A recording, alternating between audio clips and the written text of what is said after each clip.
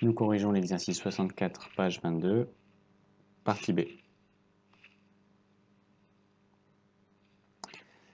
Soit UN la suite définie par son premier terme U0 égale 5, et pour tout entier naturel n par U de n plus 1 égale 0,5 UN plus 0,5 n moins 1,5. Donc ici, on a ce qu'on nous affichait dans le programme. Modifier l'algorithme de la première partie pour obtenir en sortie toutes les valeurs de UN pour n variant de 1 à p. Ok. Donc, observons l'algorithme. Ce qui se passe, c'est que on a notre boucle ici.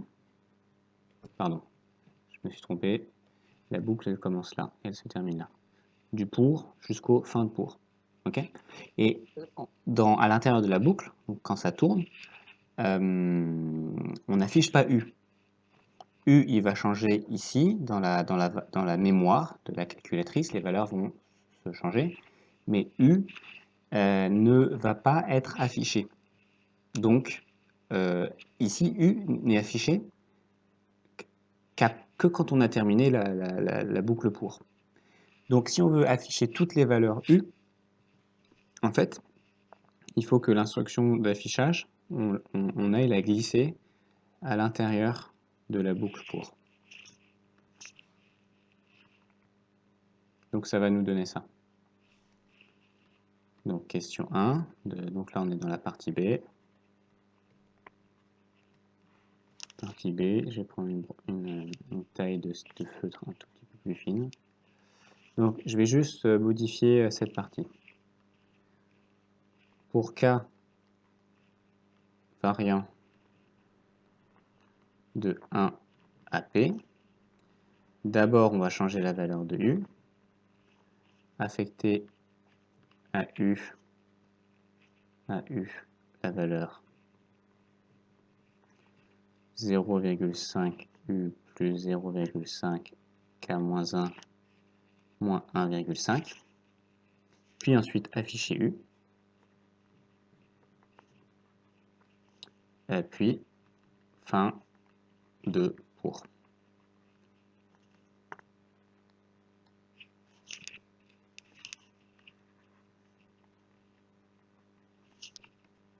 Donc quand on a des boucles comme ça, il faut toujours se demander est-ce que l'affichage on le met à cet endroit ou est-ce qu'il ne faut pas le mettre avant l'affection.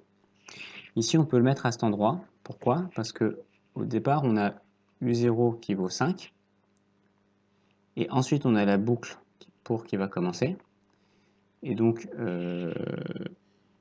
on va calculer, on va appliquer la formule U1 égale 0,5 fois U0 plus etc. Donc cette formule-là. Et ensuite, on va afficher U. Donc là, on est à U1.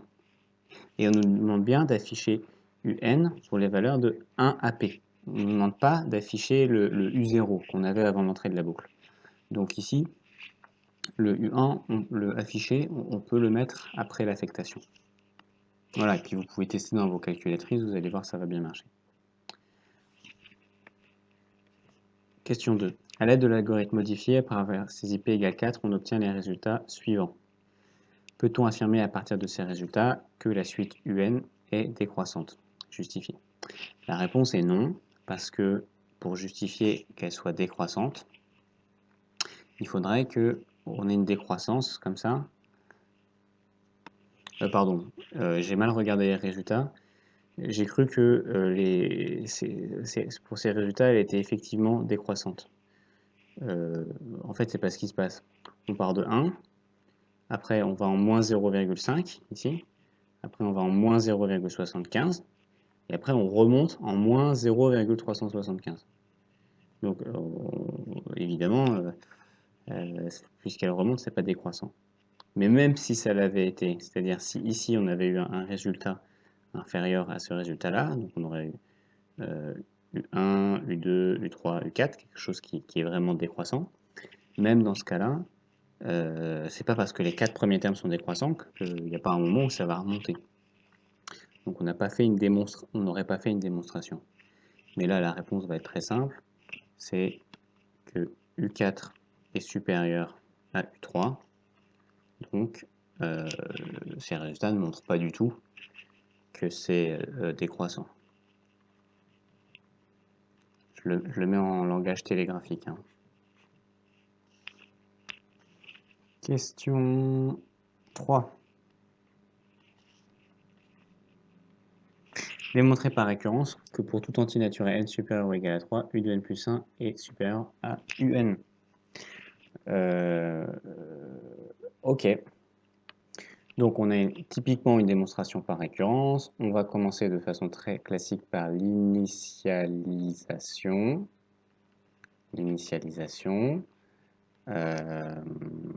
Peut-être qu'avant on peut...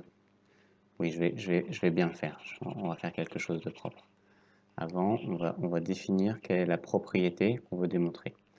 Donc soit P de n, la propriété suivante. U de n plus 1 est strictement supérieur à un au rang n. Donc on va démontrer par récurrence que cette propriété est toujours vraie. Donc l'initialisation,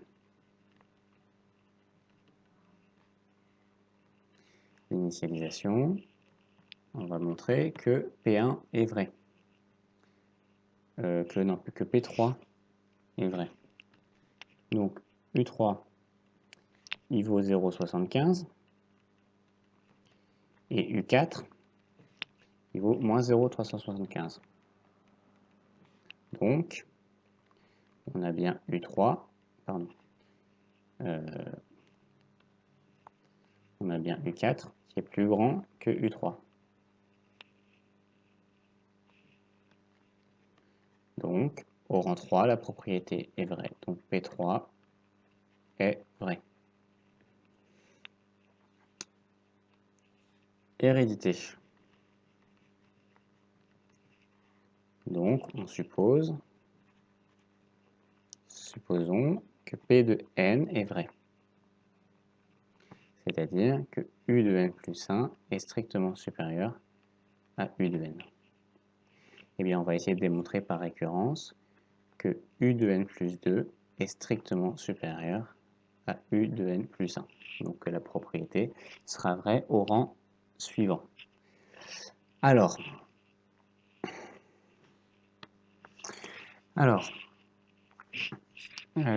je sais qu'on a beaucoup fait de recherches sur les récurrences, testé des hypothèses. Là, je vais aller droit au but, je vais vous donner directement la réponse. Donc, U de n plus 1 supérieur à un. Donc, on va essayer de transformer U de n plus 1 en U de n plus 2. Et on va se souvenir de comment est-ce qu'on définit un terme par rapport au terme précédent.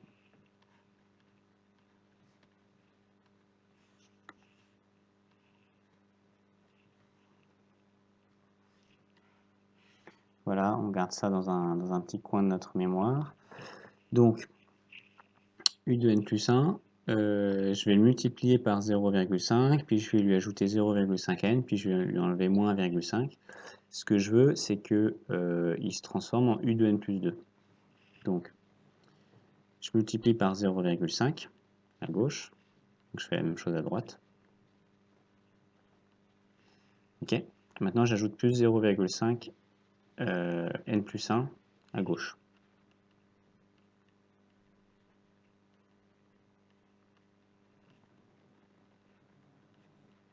Donc, je vais faire la même chose à droite. J'ajoute plus 0,5 n plus 1.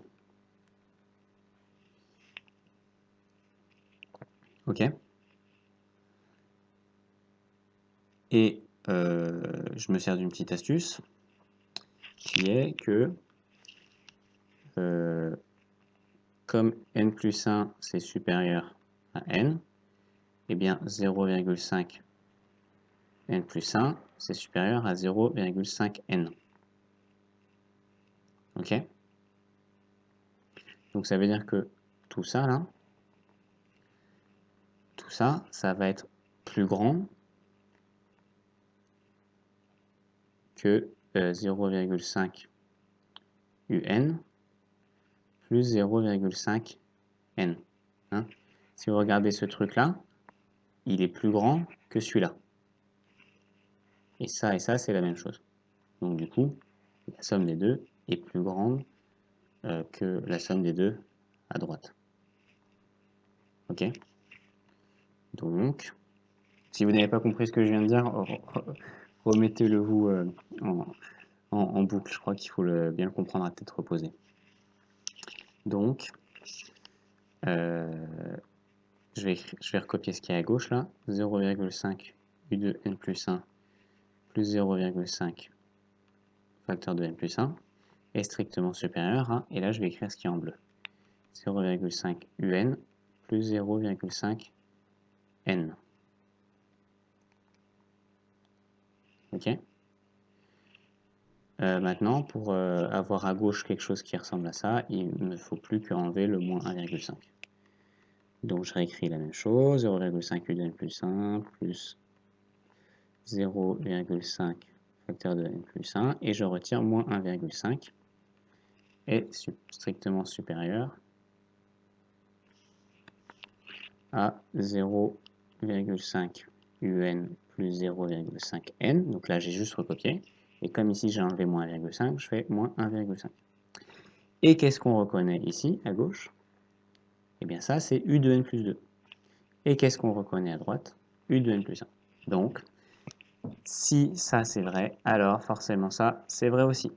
On a donc démontré que si P de N était vrai,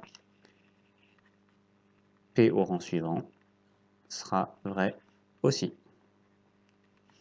Donc on a démontré l'hérédité, et on passe à la conclusion. Donc, P de N est vrai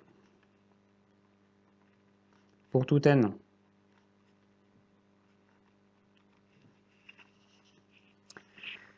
Que peut-on en déduire quant au sens de variation de la suite UN? Donc ça veut dire que si j'ai un terme, le terme suivant sera plus grand. Donc si j'ai un terme, le terme suivant sera plus grand. Le suivant sera plus grand. Le suivant sera plus grand. Donc on a un sens de variation croissant. Le sens de variation est croissant.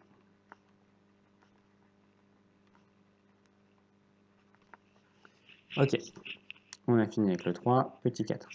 Soit Vn, la suite définie pour tout entier naturel n, par V de n égale, hop, cette grosse formule. Démontrer que la suite V de n est géométrique de raison 0,5.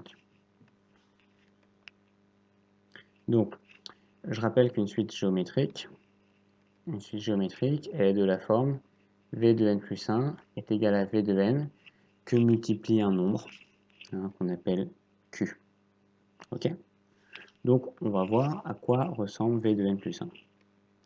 V de n plus 1, c'est égal à 0,1 U de n plus 1 moins 0,1 facteur de n plus 1 plus 0,5. Que vaut UN plus 1? Eh bien, on se rappelle de notre formule. C'est 0,1 fois, et là je recopie tout ça, 0,5 UN plus 0,5 N moins 1,5. Et maintenant je recopie tout ça, moins 0,1 facteur de N plus 1 plus 0,5. Ok. Donc, qu'est-ce que j'ai?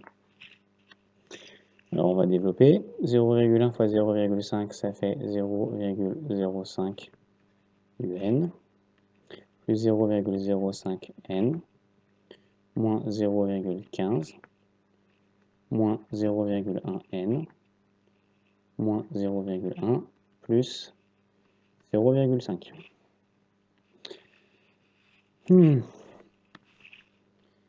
Donc ça fait 0,05 UN.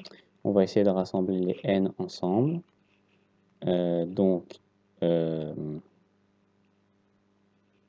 Moins 0,05 N. Et on va essayer de rassembler les UN, enfin ce qui reste ensemble. donc 0,5 moins 0,15, plus 0,35. Bon, on va appliquer notre bon vieux point de départ, point d'arrivée. Qu'est-ce qu'on veut à l'arrivée? On veut V de n plus 1 est égal à V de n fois Q. Ok, donc si ça c'est notre point d'arrivée, ça veut dire que V de n, il faut qu'il apparaisse quelque part. Or, V de n, il vaut cela. Donc, il faut que je me débrouille pour faire apparaître du 0,1 un. Donc, on va le faire apparaître. 0,05, c'est quoi? C'est 0,5 fois 0,1 un. Yes, on a notre 0,1 un. Maintenant, il faut qu'on fasse apparaître du 0,1 n. Donc, même ruse, plus 0,05 fois 0,01 n. Yes, on l'a. Et maintenant, ici, il faut qu'on fasse apparaître du 0,5. Donc 0,35. Pardon, j'ai fait une petite erreur là. Et ici. Plus, alors j'ai juste fait une petite erreur ici parce que, en fait, j'ai oublié d'inclure ça, le moins 0,1. Donc en fait, on a 0,5, moins 0,1, ça fait 0,4, moins 0,15, ça fait 0,25. Ok. Donc, comme on veut faire apparaître du 0,5, on va le faire apparaître là. Et qu'est-ce qui multiplié par 0,5 va faire 0,25? Bah, c'est 0,5. Et là, ô magie, on peut factoriser par 0,5. Donc ça fait 0,5 que multiplie quoi? 0,1 un plus 0,1 n plus 0,5. Et ça, c'est génial parce que tout ça, c'est bien V de n. Et donc notre Q, il vaut 0,5. Et donc V de n plus 1 est égal à 0,5 fois V de n. Donc,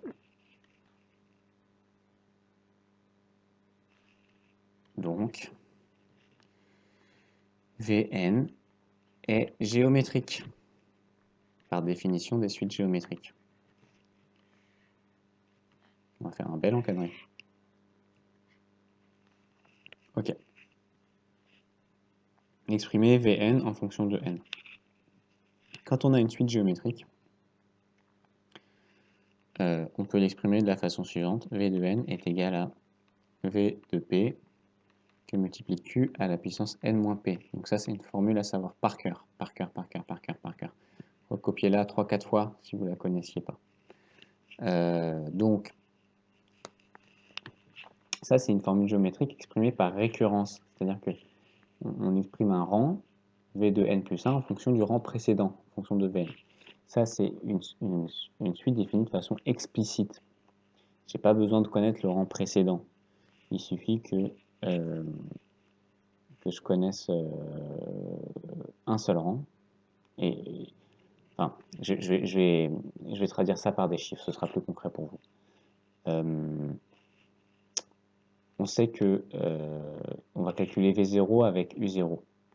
U0, on se souvient que il vaut 5. Alors, je ne sais plus où est-ce qu'on le dit.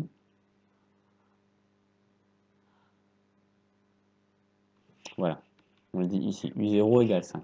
Okay, donc pour calculer V0, ben, je vais faire 0,1 fois 5 plus 0,1 fois 0 plus 0,5. Et ça nous fait du 0,5 plus 0,1, non, plus rien du tout. Ça vaut rien du tout, plus 0,5. Et là, pardon, c'est 0, oui, c'est ça. Et donc, ça fait 1. Donc, V0 égale 1. Ok. Et donc, ici, dans ma formule, je vais choisir P égale 0. Donc, je vais dire V de n est égal à V0 que multiplie Q à la puissance n moins 0. Autrement dit, V de n est égal à V0, donc il vaut 5, que multiplie Q à la puissance n. Voilà, donc cette formule, dans ce cas particulier, je choisis une valeur P. Ok. Donc là, ça va me donner V0, ici P égale 0. Et du coup, ça me permet de définir la valeur de Vn sans connaître le terme précédent. J'ai juste à connaître n. Et donc, par exemple, si je veux V1000, bah, je sais que ça va être 5 fois Q à la puissance n. Et Q, on a dit qu'il valait 0,5. 5 fois 0,5 à la puissance 1000. Et je peux calculer V1000 d'un coup. Alors que là, je ne peux pas. Parce que ici, pour calculer V1000, j'aurais besoin de connaître V999. Mais pour connaître V999, j'ai besoin de connaître V998. Et pour V998, j'ai besoin de connaître V997, etc. Il y a une régression. Et donc, il faut calculer, pour calculer V1000, il faut faire 1000 calculs. Alors que là, pour calculer V1000, il faut un seul calcul. C'est ça, Vn exprimé en fonction de n. Voilà, donc ça c'est très puissant, ça nous évite plein de calculs. Et pardon, j'ai fait une erreur encore, c'est que ici, V0, on a dit qu'il valait 1. Donc ici c'est 1 fois 0,5 à la puissance n. Donc en fait, je peux l'exprimer de façon beaucoup plus simple en disant que Vn c'est 0,5 à la puissance n. On a fini avec la question 4, question 5. En déduire que pour tout entier naturel n, on a u de n égale 10 fois 0,5 à la puissance n plus n moins 5. Donc, question 5, on va se servir de cette définition parce que on connaît Vn de façon explicite. Du coup, ça va être assez facile maintenant d'exprimer Un de façon explicite. Donc, on sait que V de n égale 0,1 Un moins 0,1 n plus 0,5. J'en profite pour dire un conseil de stratégie, c'est que si vous passez le bac et que vous avez raté la question 4, on s'en fiche. La question 5 est super facile et elle vous est accessible. Donc là, c'est vraiment de la stratégie de lecture d'énoncé. Il y a plein de points à prendre et c'est important de le savoir parce que le jour du bac, on stresse, on n'est pas arrivé à faire la question 4, on se dit c'est mort. En réalité, il y a encore beaucoup de points à prendre là-dessus. Donc, une fois que j'ai dit ça, je remplace V de n qui est là par la formule que j'ai ici. 0,5 à la puissance n égale 0,1 un moins 0,1 n plus 0,5. Qu'est-ce que je veux? Je veux exprimer un. Donc je vais essayer de l'isoler. Du coup, je vais passer tout ce qui est là de l'autre côté. Donc 0,1 un, à quoi est-il égal? À 0,5 à la puissance n, c'est ce que j'ai là, plus tout ce machin. Moins 0,1 n plus 0,5. Ok? Bon, bah maintenant, j'ai plus qu'à diviser par 0,1. Donc je divise à gauche, un est tout court, un est tout seul. Et diviser par 0,1, c'est la même chose que multiplier par 10. Ok? Donc, enfin, si vous voulez, là je multiplie par 10 ici, et je multiplie par 10 ici. Donc 0,1 multiplié par 10, hop, ça s'annule. Et ici, je vais me retrouver avec 10 fois 0,5 à la puissance n. 0,1 fois 10, ça va s'annuler, donc ça va faire moins n. Et 0,5 fois 10,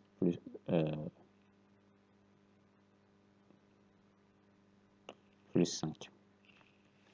Alors pardon, j'ai un peu bugué parce que je vois que mes signes ici, le plus et le moins, ils ne correspondent pas à mes signes ici. Donc,